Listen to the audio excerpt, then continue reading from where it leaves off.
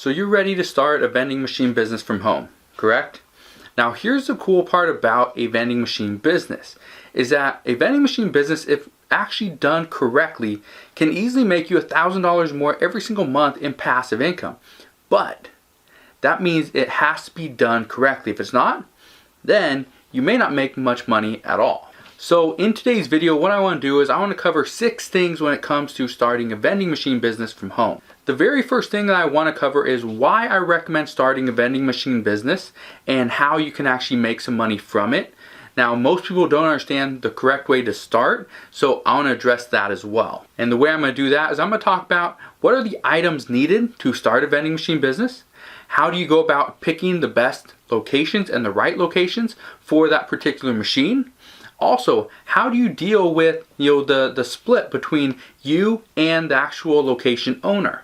I'm also going to dive into replenishing your machines and also how to scale your business to not only make just a few $100s every single month in passive income, but how to make thousands of dollars every single month like clockwork in passive income. So if you're ready to see how you can start a vending machine business from home, let's get started. So first off, why start a vending machine business? Because I can tell you right now, there's a lot of other online businesses, other just regular businesses that you can start right now and make just as much, if not more money than a vending machine business. But why do I recommend starting a vending machine business right now in 2020 when there's so many other things that you could do? There's actually 3 main reasons why I recommend most people to start a vending machine business. The reason number 1, okay, is it's easy to start. It doesn't take a lot of work. There's very little things that you need to begin with. So that makes it easy. So a beginner that is new to online business or just business in general can do this. The next reason why I recommend a vending machine business is because of its low startup cost. There's not much that you need. The first thing you need is a vending machine. The second thing you need is some candy to put in it. Third thing you need is a location. The location is actually free. Okay, so you need a vending machine, you need candy, you put it in a certain location, and you start making some money. And the third reason why I highly recommend a vending machine business to anybody that wants to create some type of business from home is its passive income potential. You put candy in the vending machine, you put it in a certain location, and you pretty much leave it alone for a couple weeks, maybe a month, and you come back and fill it up later on. And when you're there to fill it up, you take out your money, you split it with the location owner, and you're good to go. But now that you know why I recommend a vending machine business, let's talk about the items you need. So I already referenced it a little bit, but the first thing you need is a vending machine. Now when it comes to the vending machine, there are things that you should look for. The first thing that I recommend is find something that's fairly inexpensive when you're first starting out.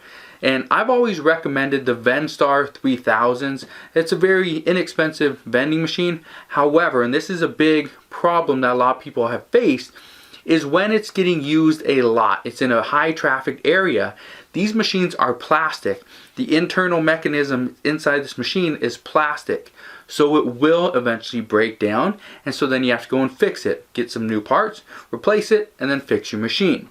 So what I recommend if you have the money is to buy a machine that's all metal.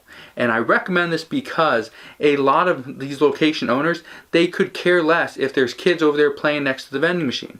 All they know is kids love candy, so obviously they're going to be next to the vending machine.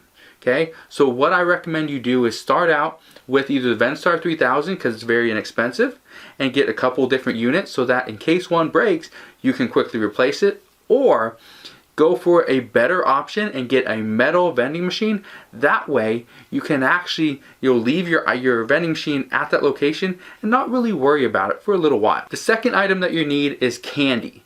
Now here's a tip for you guys that I know a lot of people have struggled with, is they buy the cheapest candy possible. And that is a good option that can make you a little bit more money. However, what I've noticed is some people will look at the vending machine and be like, no, that's not very good candy. I'm not going to put my money in that. I'm not going to waste a quarter on that. And so they just don't.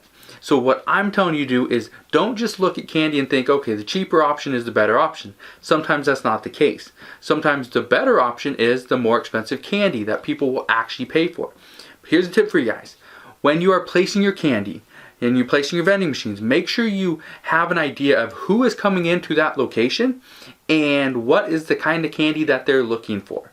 Now, if you're going into a something like a tax business, you're going into H&R Block or some local tax preparer, one thing you need to understand is chances are the people don't want to deal with something like chocolate because they are dealing with their taxes, their papers, their files. They don't want chocolate smeared all over their papers.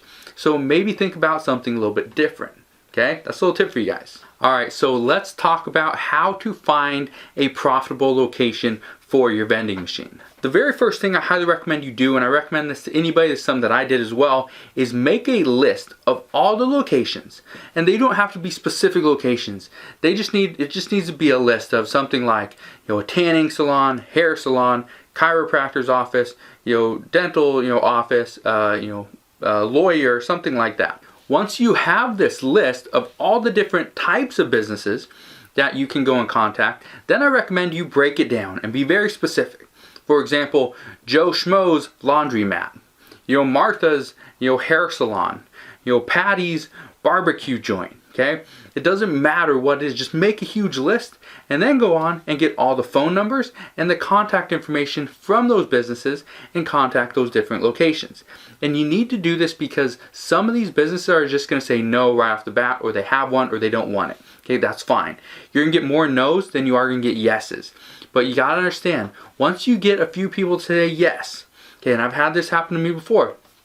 A few different businesses will say yes, come and explain what it is, how this would work, let me see your machine, stuff like that. And then maybe they have not just one location, they have 2 different laundromats. They have 3 or 4 different laundromats or different tax prepare businesses. Okay, things like that. Those really start to add up. And so that's what I recommend. You go and get the whole list. You make sure your list is very specific, name of the person that you need to contact and their phone number. You go and contact them and just get a hold of them. All you want is a face-to-face meeting to talk about how your candy, your vending machine, is going to benefit them and their business. One tip that I have for you guys when calling these different locations is to let them know why a vending machine is a great option for any type of business. For example, a laundromat. What usually happens inside of a laundromat? The parents are over there doing laundry. The kids are running around the laundromat, jumping in the dryers, taking their carts and pushing each other. Maybe they're breaking things. A little vending machine where they're going to get paid to actually have it there is a good option because it keeps the kids, the children, occupied. And it's going to make them a little bit extra money for their laundromat business. So don't you think that would be a good option? Yes, I'd start with that. Let them know how what you do and what you can offer is going to benefit them. Because if it's not going to benefit them, I can tell you right now, everyone is going to say no. The next thing we got to talk about is negotiating the splits. Now, what do I mean by negotiating the splits?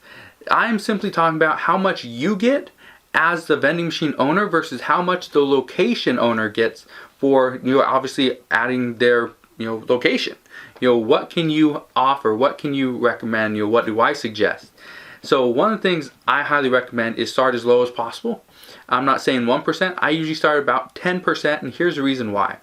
You need to understand that when you stick it in a location, there's going to be wear and tear on the business or on the vending machine. The business is just sitting there. The person is not running it. They're not doing anything for the vending machine.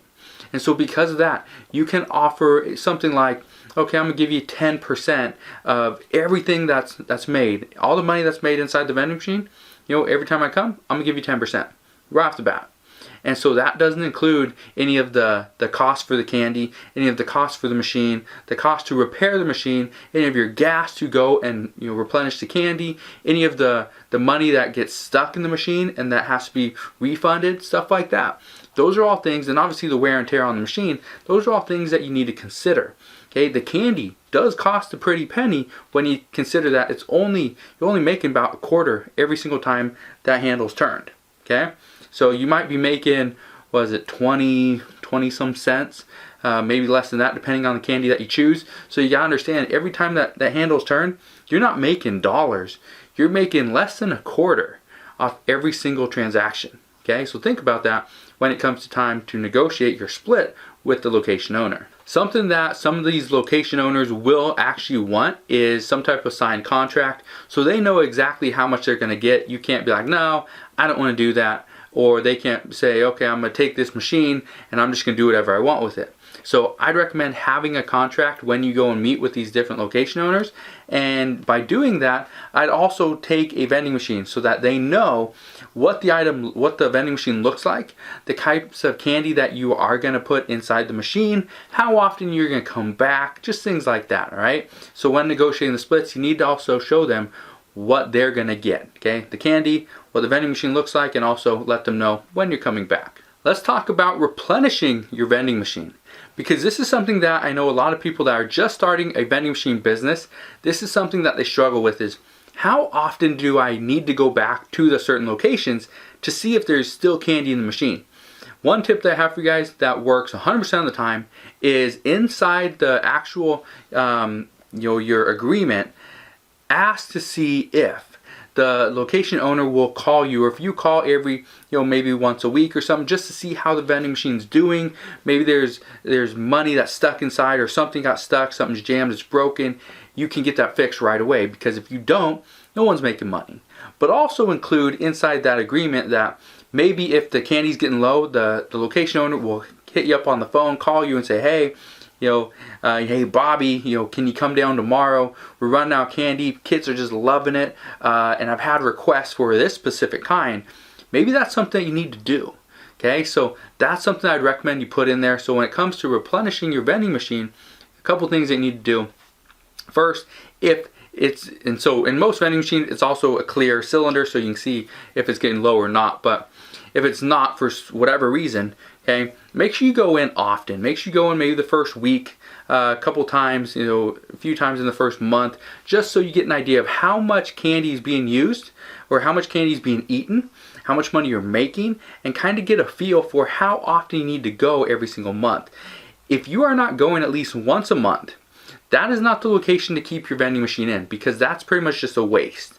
Okay, so I'd recommend that you're going at least once a week to these different locations, and within that week you are almost running out of candy. If you're not, I'd look for a different location for your vending machine so you can actually make a little bit more money. So let's talk about it. This is something that a lot of people want to know, is how do you scale a vending machine business? What do?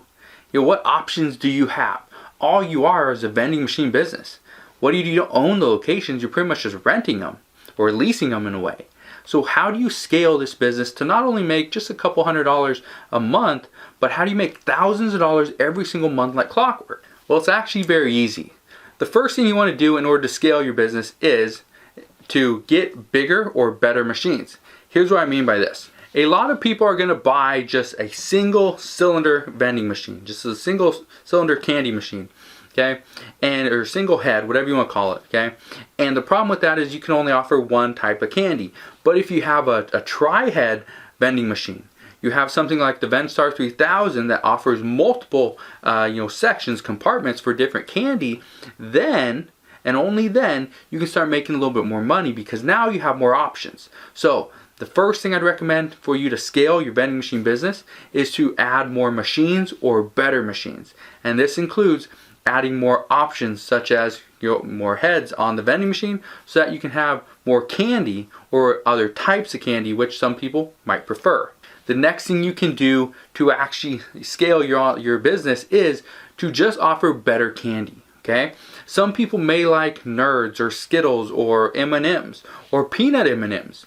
They might not want the hot tarts or whatever they are, the little hot tamale things. Some people just don't want those. Some people do, some people don't. Maybe jawbreakers are not things that you need to be selling. Okay? Just understand, sometimes the better selling candy is going to make you more money. It's going to help you scale your business a little bit faster. And the third way you can actually increase your business and actually make some more money, okay, and scale your business, is to put your candy or vending machines in a higher traffic location. For example, maybe you can get your different vending machines inside of a mall, or inside specific stores in a mall. Maybe you're going to put it in some of the just hottest laundromats, in all the city. Okay, something that's just popping. Maybe inside of a local arcade. Wherever you're going to put your vending machine, that really matters, because I can tell you right now, if you put it in the wrong location, you're getting very little traffic. Nobody's seeing it. That means nobody's seeing it to put their quarters in it. which means you're not selling any candy, which means you're not making any money. So when it comes to actually scaling your candy business, your vending machine business, okay, I'd recommend better machines, bigger machines, okay? Next thing, I would recommend that you put it in a higher traffic location, because that just right there on its own is going to work like a charm. And the last thing, like I talked about, is selling better candy. Okay, now I don't know what's the best selling candy out there. You need to kind of, experiment with the different locations, and obviously, based on your candy machine. But just understand, better candy usually sells a little bit better and makes you more money. Now let me give you some tips on starting a vending machine business from home as a beginner. The first thing you need to understand is that you need to have some money to invest. If you don't have any money to invest in a vending machine business, then obviously you can't buy a vending machine, you can't buy the candy, you can't sometimes pay for a location or your rental spot in that location. And that's very tough to create a business if you have no money and you have no way of actually moving forward. Now most people think you need a lot of money, you need thousands of dollars to create your vending machine business. No, you don't. All you need is one machine. That's it, one machine. I'd recommend you buy 2 machines though. If you're going to buy a Vendstar 3000, which is a fairly inexpensive machine, I'd buy 2 and I'd only put 1 on location, so that if something ever happens to that one machine, your second one can be replaced very quickly. Okay, but I'd recommend you start off with at least 1 machine. Okay, obviously you can't have a vending machine business without your 1 machine, but start off with 1, put it in a decent location, and just test it out. Okay, when you start making some money, maybe you make $50 in the first month. That would be pretty good. $50 in 1 month is pretty good. You should be averaging, I'd say, between about $20 a week per vending machine is, I'd say, pretty good. It's not typical. Some vending machines, depending on their location, the candy, everything like that, the size of them, the options you have, you could easily pull out $50 to $100 per machine, depending on which one you have. Okay, so with that said, just understand, some vending machines, you may only make $3, $4 a week. You may make $10 a month, but just understand, that's a passive income. You knew it's not going to make you $1 million in month 1. It may make you $10 a month per machine, but if you can get more machines, and every $10 or every machine makes you $10 a month, if you have 100 machines and it's paying you $10 a month, that's not bad, right? It's not bad. Making $1,000 from all your different machines, okay? It's something. It's more than you're making without them. All right. So if you have any questions on starting your vending machine business from home or as a beginner, let me know. I have done this multiple times. I have started a vending machine, I've sold my vending machines, and I've done it all over again. Started it, sold them, started it, sold them again. Okay. And so it is something that I have some experience in. So if you need you have questions, need some answers, need some help, let me know. You can always ask your questions down in the comment section below. But hopefully you enjoyed today's video. If you did, like always, make sure you hit that thumbs up button, subscribe if you haven't done so already. Also, click that notification bell so you don't miss any more of my videos, and I'll see you guys on the next one.